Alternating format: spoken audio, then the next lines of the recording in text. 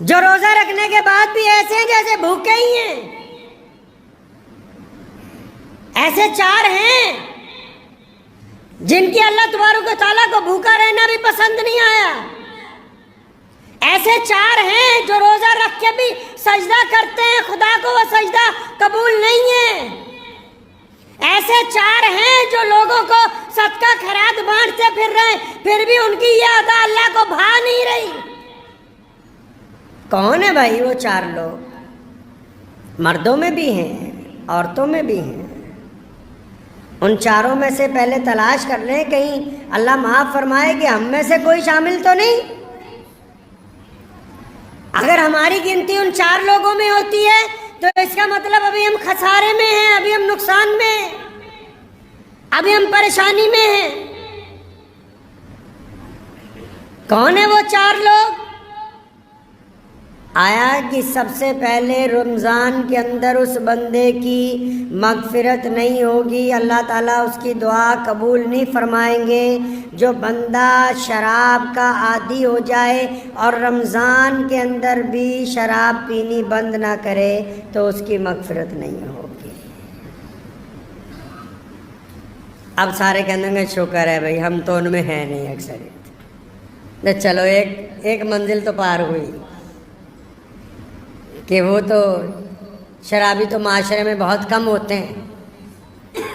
آدھوں نے شکر ادا کیا ہوگا کہ چلو جی ایک کیٹاگری میں سے تو ہم نکل گئے، پہلے والے فیس میں سے تو گاڑی آگے چل پڑی. فرمایا اس بندے کی بھی عبادت قبول نہیں، اس کا روزہ نہیں قبول، اس کی کوئی عبادتیں اللہ تعالیٰ کو پسند نہیں. یا اللہ کس کی پسند نہیں؟ نبی علیہ السلام نے فرمایا جو بندہ اپنے ماں باپ کا نافرمان ہے، جو بندہ اپنے ماں باپ کے آگے بدتمیزی کرتا ہے، جو بندہ اپنی ماں کا کہنا نہیں مانتا، جو اپنے باپ کا کہنا نہیں مانتا، جو من مرضیاں کرتا پھرتا ہے، جس نے ماں باپ کی رضامندی حاصل نہیں کی، رمضان میں اس کی مغفرت نہیں ہو سکتی ہے. پھنس گئے بہت سارے لوگ. کئیوں کی گاڑی رک گئی ہے، بڑی بدتمیزی کرتے ہیں باپ کے ساتھ، بڑی سخت لہجے میں بولتے ہیں ماں کے ساتھ کہ پتہ نہیں تجھے میں نے روزہ رکھا ہوا ہے. ایسے روزے کا کیا کرنا جو روزہ قبولیت جن سے ہونا ہے، جن کی وجہ سے روزہ قبول ہوگا، جن کے ادب کی وجہ سے روزہ قبول ہوگا، جن کے آگے نظریں جھکانے سے روزہ قبول ہوگا، جن کے پاؤں دبانے سے روزہ قبول ہوگا، تو ان سے بدتمیزی کرتا پھرتا ہے. ایسے بندے کی رمضان میں مغفرت نہیں ہو سکتی ہے. چنگے چنگے لوگ، اچھے لوگ جو باہر دنیا میں بڑے ولی بنے نظر آتے ہیں، ماں باپ کا احترام نہیں کرتے، اپنے ماں باپ کے پاؤں نہیں دباتے. ایک صاحب تھے بڑے معمولی سے دیندار، اور جو دعا کرتے تھے قبول ہو جاتی تھی، اور حالانکہ کئی گناہ بھی کر دینے. تو بڑے حیران ہوئے امام صاحب، پوچھنے لگے تو کرتا ایسا کیا ہے؟ کہتا میں نے تو آج تک یہ دیکھا ہے کہ جو بھی مانگا ہے وہ قبول ہو جاتا ہے. کہاں جا کے مانگتا ہے؟ تو نماز پڑھتا ہے نکل جاتا ہے، کوئی لمبی دعائیں نہیں مانگتا. کہتا روز رات کو جب گھر جاتا ہوں نا، اپنے باپ کے اطمینان سے بہت دیر پاؤں دباتا ہوں، پھر اپنی ماں کے پیر دباتا ہوں، پھر ان کے دونوں پاؤں کو اپنی بازوؤں میں لپیٹ کے سر رکھ دیتا ہوں اللہ تعالیٰ کی حضور. اور پھر میں نے آج تک اپنے ماں باپ کے قدموں میں سر رکھ کے اپنے اللہ کے آگے جو کچھ مانگا ہے وہ عطا ہوا ہے، آج تک کوئی دعا رد نہیں ہوئی ہے. خود پیارے پیغمبر کہیے صلی اللہ علیہ وسلم نے فرمایا کہ اگر میری امی زندہ ہوتی اور بلال تکبیر کہتے میں نماز کے لیے چلا جاتا، مصلی پہ کھڑا ہو جاتا، اور فرمایا میری والدہ آواز مارتی محمد، تو فرمایا میں نماز چھوڑ کے اپنی ماں کے پاس جاتا. اب جو لوگ اس گناہ میں ملوث ہیں، رمضان میں بھی کتنا خوبصورت موقع ہے، کتنے پیارے دن ہیں، کتنی پیاری راتیں، کتنا پیارا ساتھ ہے. اور اب تو اللہ تعالیٰ نے کتنی آسانی کروا دی کہ یہی جو واٹس ایپ ہے, یہی جو آپ کے ہاتھ میں موبائل پکڑا ہوا ہے, اگر ماں باپ دور بھی ہیں تو معافی کے چند جملے ندامت کے آنسوؤں کے ساتھ واٹس ایپ پہ ریکارڈ کر کے بھیجنے ہیں. چند باتیں فون پہ اپنی ماں سے کرنی ہے, اپنے باپ سے کرنی ہے. اور ماں باپ میں اللہ نے ماتا رکھا ہے معاف کرنے کا. اگر روزے دار اپنے والدین کو راضی کر لے گا تو پھر اللہ تبارک و تعالیٰ اس کا روزہ قبول کر لیں گے انشاءاللہ. اور جنہوں نے ماں باپ کو ستایا بہت ہے نا, اور ماں باپ چلے گئے دنیا میں سے, بڑی بدتمیزیاں کی ماں باپ کے ساتھ, روزانہ ہر ایک نماز کے بعد, روزانہ صبح کو, دوپہر کو, شام کو, افطار کے وقت, سحری کے وقت کثرت سے اپنے ماں باپ کے لیے مغفرت کی دعائیں مانگے, کثرت سے اپنے ماں باپ کے لیے قرآن پاک پڑھ کے ان کو اصالہ ثواب کریں, تب بھی اللہ تبارک و تعالیٰ راضی ہو جائیں گے جب آپ بار بار اپنے ماں باپ کی مغفرت کی دعائیں مانگیں گے. بغیر ماں باپ کی رضامندی کے یہ روزہ آگے چلنے والا ہے نہیں ہے. اب تیسرا بندہ بھی ہے بھائی, تیسرا بندہ بھی ہے جس کا کام پھنسا ہوا ہے. ایک اور ہے جس کا روزہ قبول نہیں ہو رہا. کون ہے بھائی تیسرا بندہ؟ کون پھنس گیا؟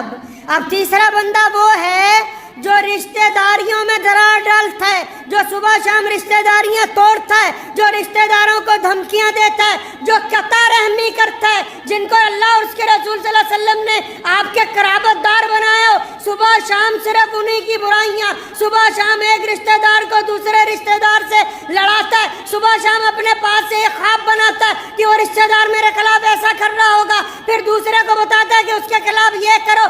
یہ سارا دن روزہ رکھتا رہے, نماز پڑھتا رہے, صدقے دیتا رہے, جب تک قطع رحمی کے معاملے کے اندر رسول اللہ کی پیروی اختیار نہیں کرتا, رشتہ داروں میں دراڑ ڈالنی بند نہیں کرتا, تب تک اس کا روزہ قبول ہونے والا ہے نہیں ہے. اسیدہ سمجھا کہ نہیں سویر نو سحری کرنی ہے بہترین, اور شام نو ودیا روزہ کھولنا, ہو گیا روزہ.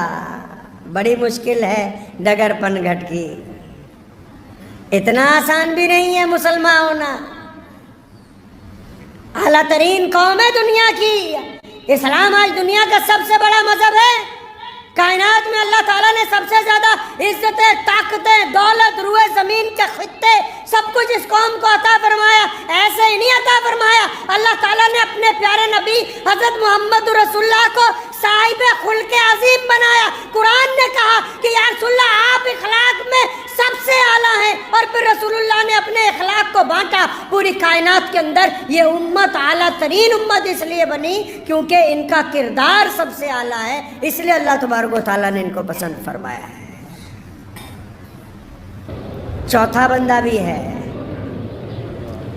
چوتھا تو بہت برا پھنسا ہوا ہے,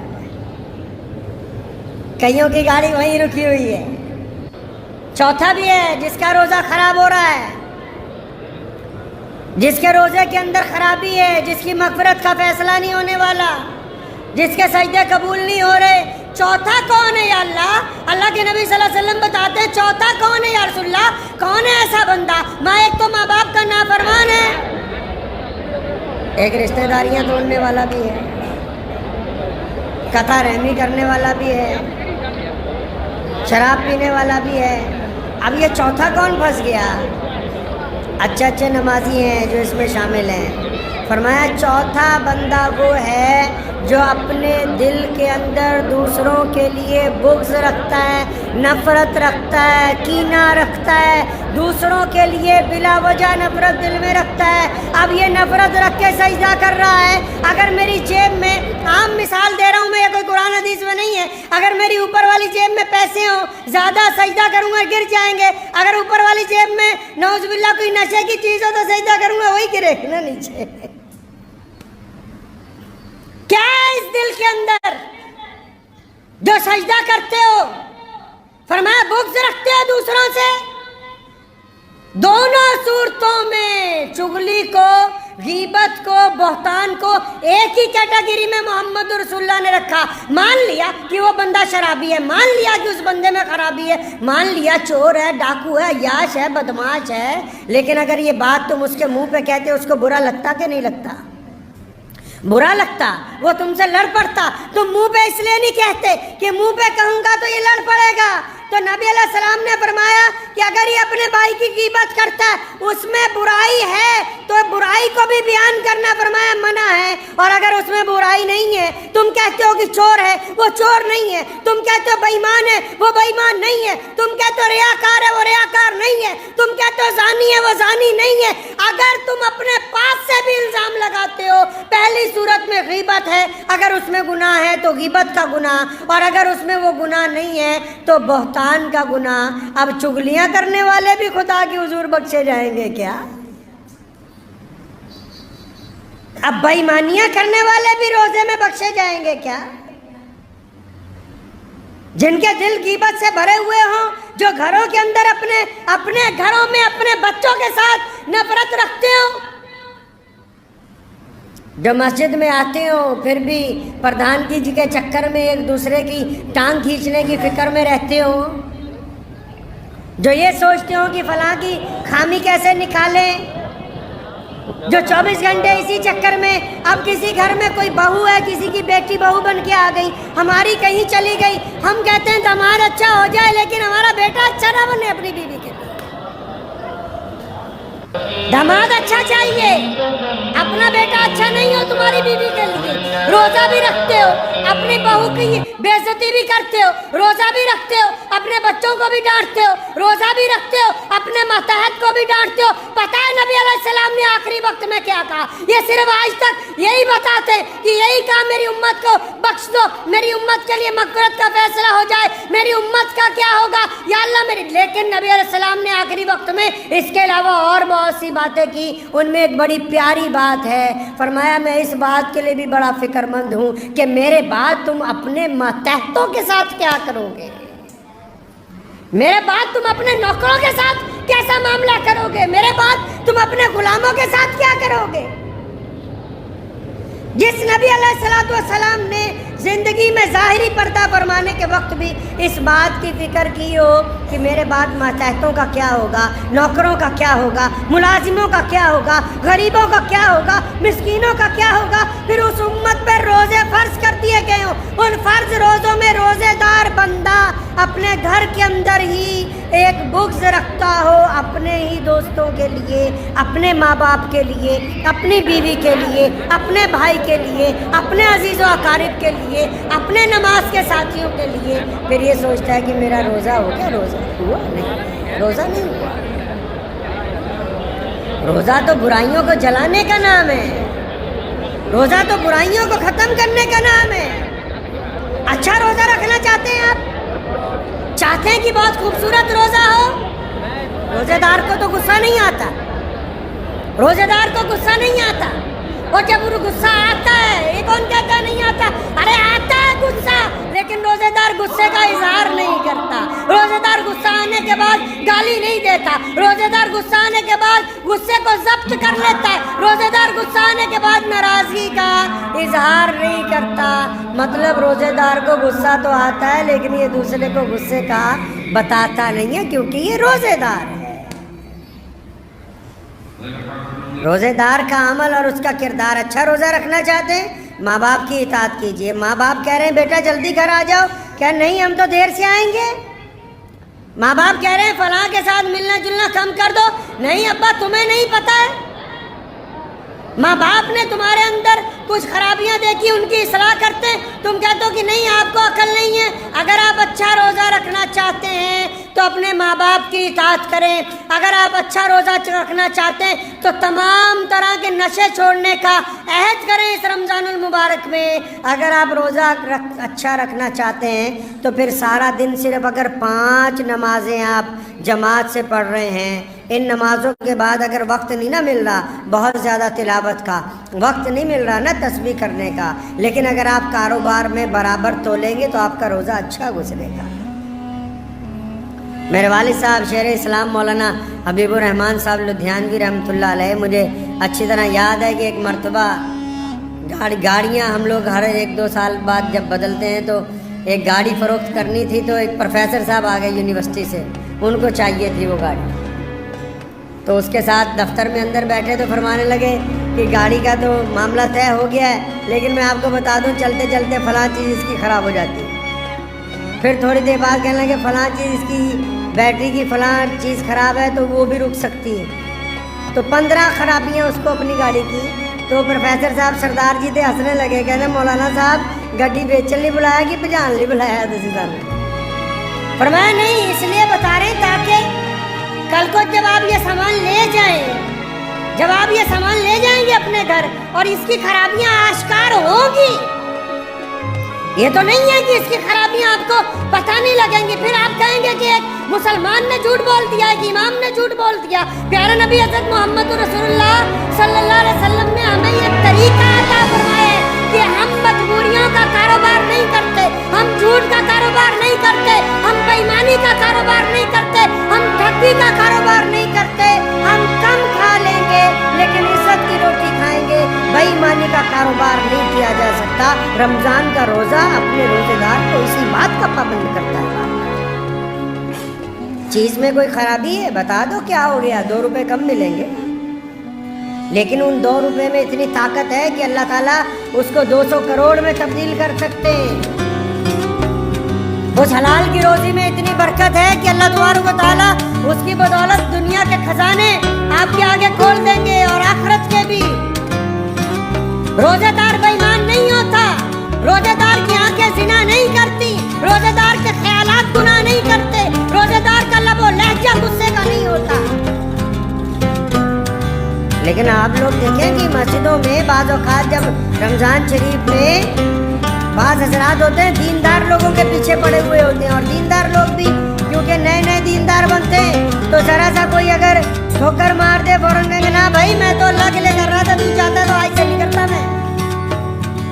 नबी अलैहिस्सलाम ने फरमाया दीन के मामले में अगर कोई मलामत करे आपको तो उसको बर्दाश्त करो, अपना काम ना छोड़ो। दुनिया तो चाहती है कि आप नेकी के रास्ते से हट जाएं, दुनिया चाहती है कि आप अच्छाई के रास्ते से हट जाएं, लेकिन अगर कोई आपकी बुराई भी करे तो पूरी ताकत के साथ नेकी की तरफ आगे बढ़ो।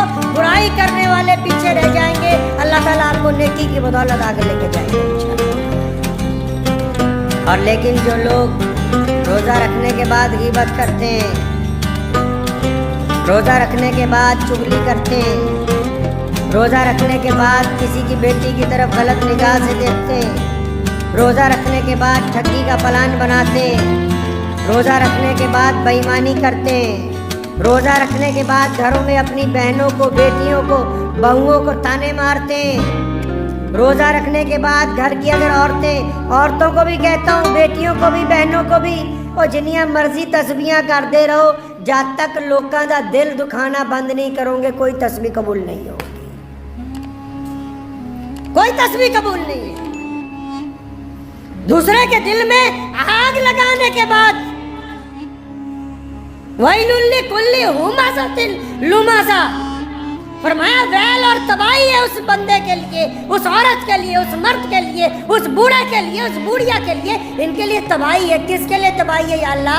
फरमाया जो दूसरों के ऐब ढूंढते फिरते हैं फिर उन ऐबों को आगे सप्लाई करते हैं। नारुल्लाहिल मूक़दा, अल्लाह फरमाते कि खुद एक आग जलाएंगे उसमें इनका रगड़ा लगाएंगे हम।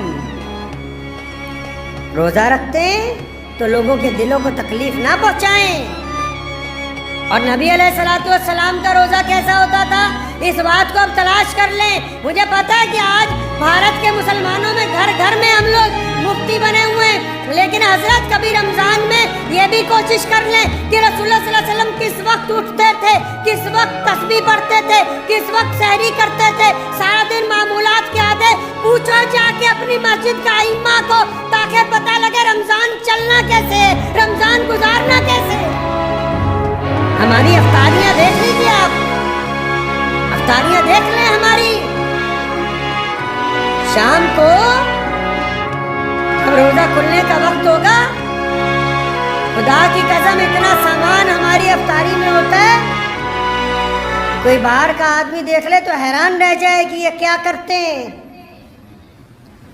بہترین قسم کے کھانے، بہترین قسم کے پکوڑے، طرح طرح کی حلوے، طرح طرح کی میٹھی کھیریں، طرح طرح کی کھجوریں، طرح طرح کے پھل، طرح طرح کے شربت، طرح طرح کی کولگیٹ اور طرح طرح کی کیا کہتے ہیں اس کو، کولڈ ڈرنک. ہمارے پیارے نبی صلی اللہ علیہ وسلم نے روزہ کیسے کھولا؟ جتنی تیزی سے نگاہ لگائی ہے نا دسترخوان پہ، جس بوٹی پر تمہاری نگاہ ہے اس وقت مومن بنو گے جب اس کو اٹھا کے اپنے بھائی کو دو گے، کیونکہ رسول اللہ نے فرمایا جو اپنے لیے بہتر سمجھتے ہو وہ اپنے بھائی کے لیے سمجھو، تب تمہارا ایمان کامل ہونے والا ہے. تو پیارے نبی علیہ الصلوۃ والسلام کے پاس افطاری کے وقت کیا ہے بھائی؟ سونے کول کی ہے افطاری دے ٹائم. نبی علیہ الصلوۃ والسلام نے افطاری کیسے کی ہے؟ بعض اوقات بہت زیادہ کھانے جب دسترخوان پہ دیکھتے ہیں تو کبھی اپنے پیارے نبی علیہ الصلوۃ والسلام کو بھی یاد کیا کریں. سیدنا فاطمہ الزہرا رضی اللہ تعالی عنہ، حضرت علی رضی اللہ تعالیٰ عنہ کی زوجہ، مولا علی رضی اللہ تعالیٰ عنہ کو کئی دن بعد مزدوری ملی، 4 یا 5 دن کا فاقہ لگاتار 3 4 5 دن گزر گئے. چوتھے دن مزدوری ملی ہے اور مزدوری کے بعد جو آٹا آیا اس کی روٹیاں بنی، حضرت مولا علی رضی اللہ تعالیٰ کو دی گئی، حسن و حسین کو دی گئی. سیدنا فاطمہ الزہرا نے اپنے حصے کی آدھی روٹی ایک کپڑے کے اندر لپیٹی، اس پر ایک ٹکڑا رکھا سالن کا اور حضرت علی رضی اللہ تعالیٰ کو لپیٹ کے دی. پوچھا فاطمہ یہ کیا کرنی ہے؟ فرمایا علی جاؤ نا میرے ابا محمد رسول اللہ کو دے کے آؤ، میرے نبی علیہ الصلوۃ والسلام کا آج 5 دن سے فاقہ ہے. نبی علیہ السلام نے 5 دن سے کھانا نہیں کھایا. اتنی لمبی افطاریاں اگر یہ غریبوں تک پہنچا دی جائے تو رسول اللہ صلی اللہ علیہ وسلم اس امتی پر فخر کریں گے قیامت کے روز. آؤ رسول اللہ کی افطاری دیکھتے ہیں. افطار کا وقت ہوتا ہے، محمد رسول اللہ مسجد نبوی میں ہے یا محمد رسول اللہ اپنے گھر کے حجرہ مبارک میں ہے. ایک بندہ چھت پہ کھڑا ہے سورج کو دیکھنے کے لیے کہ جیسے ہی یہ غروب ہو جائے بتا دیا جائے. رسول اللہ کے ہاتھ میں ایک کھجور ہے، نبی علیہ الصلوۃ والسلام کے ہاتھ میں ایک کھجور ہے، یا کبھی ایک ہے یا ایک سے زیادہ کچھ ہیں. آپ صلی اللہ علیہ وسلم کھجور کھاتے ہیں، پانی پیتے ہیں، روزہ کھل جاتا ہے، نماز کی تیاری ہو جاتی ہے. تے اسی تا ماشاء اللہ افطاری چ کھائی نہ لینے عشاء ویلے اٹھیا ہی نہیں جاتا، اٹھیا ہی نہیں جاتا عشاء چ. کبھی دودھ سے روزہ کھولا. نبی علیہ السلام کو پسند نہیں تھا کہ دسترخوان کے اوپر آگ سے بنی ہوئی چیزیں آئیں.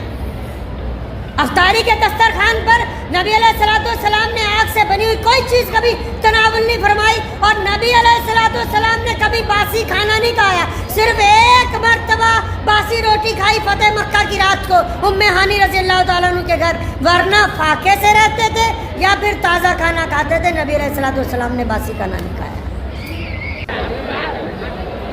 تو اس بات کو طے کر لیں کہ یہ رمضان خوبصورتی سے گزارنا ہے. گزاریں گے انشاءاللہ.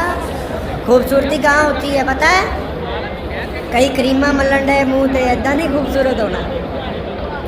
چہرہ خوبصورت کرنا چاہتے ہیں؟ ایک صاحب میرے اپنے دادا مرحوم حضرت مولانا مفتی محمد احمد لدھیانوی رحمۃ اللہ علیہ کا واقعہ یاد آ گیا.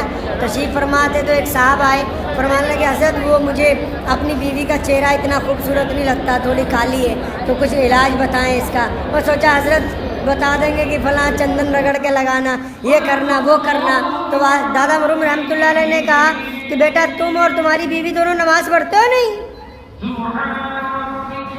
نماز کی پابندی کریں اور اپنی زبان کو شکوے سے روک لو بس. اب یقین مانے کہ وہ بندہ 15-20 دن بعد آیا، کہنے لگا نماز کی برکت سے اب میری اہلیہ کے چہرے پر کشش ہے، اب اس کے چہرے پر نور ہے.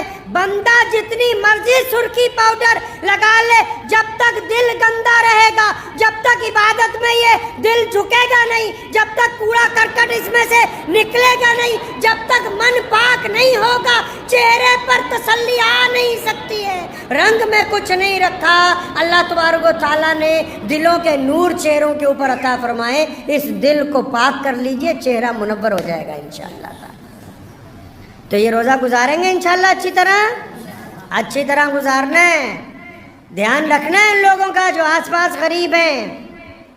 ہم محمد رسول اللہ کی امت میں سے ہیں، ہم بانٹنے والے ہیں، مانگنے والے نہیں ہیں۔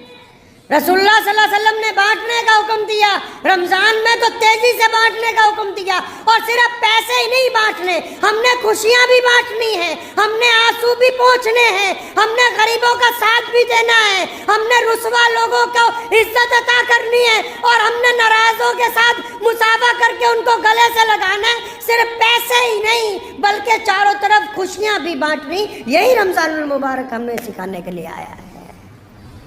تو دعا کیجئے انشاءاللہ تعالی۔ رمضان المبارک کے کچھ بہترین واقعات ذہن میں تھے نبی علیہ الصلوۃ والسلام کی سحری کے افطاری کے، تو انشاءاللہ تبارک و تعالی اللہ نے چاہا تو آئندہ جمعے وہ آپ سے بات ہوگی، اور میں امید کرتا ہوں کہ ہم سب مسلمان بھائی بہن اس رمضان میں پابندی کے ساتھ جب روزہ رکھیں گے، روزہ رکھنے کے بعد کسی کے دل کو تکلیف نہیں پہنچائیں گے، انشاءاللہ حلال روزی سے روزہ کھولیں گے، خود بھی کھائیں گے، دوسروں کو بھی کھلائیں گے، اور نماز تراویح کو اطمینان کے ساتھ ادا کریں گے، اور ہمارا رب جب ہم سے راضی ہو جائے گا تو امید ہے کہ جس طرح ہم دنیا میں ملتے ہیں انشاءاللہ تعالی جنت کے اندر بھی آپس میں ملاقات ہوتی رہے گی۔ وآخر دعوانا ان الحمدللہ رب العالمین۔